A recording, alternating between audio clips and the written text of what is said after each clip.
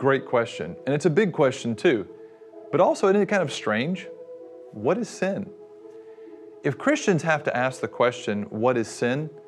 We might be in deeper trouble than what we realize. It's interesting that almost everyone you ask has a different answer.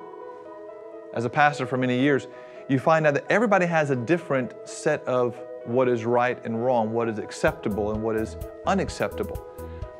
Many times people have set aside what God desires for them to then apply a new set of rules and standards to themselves.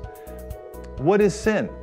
The Bible tells us actually what sin is. 1 John chapter 3, verse number 4, it tells us this. It says, sin is the transgression of the law. So if sin is a transgression of the law, then the question is, then what is the law? The law is actually a standard that God has given to us. This standard tells us how we are to relate to God and how we're to relate to our fellow man. For example, let's boil this down into the most basic set of law, and that being the Ten Commandments. Everyone's heard of the Ten Commandments. Well, in the Ten Commandments, the first half of the laws relate to how we live in relationship to God. We shall have no other gods before Him. We shall not make any images that we would bow down to them. We will not take the name of the Lord our God in vain. We'll honor the Sabbath day and make it holy unto the Lord. And the second half of the laws have to do with how we live towards our brother and our sister.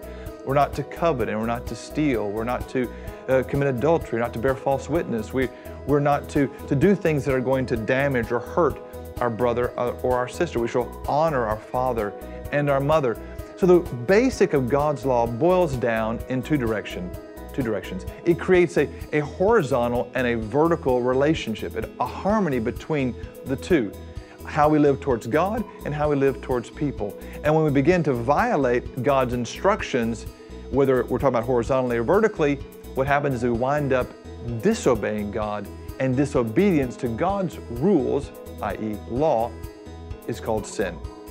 So at the end of the day, sin is the transgression of God's law. Someone says, but because we're Christians now, aren't we free from the law? That's a question for another time that nobody has actually asked me yet. We'll see about that one next time.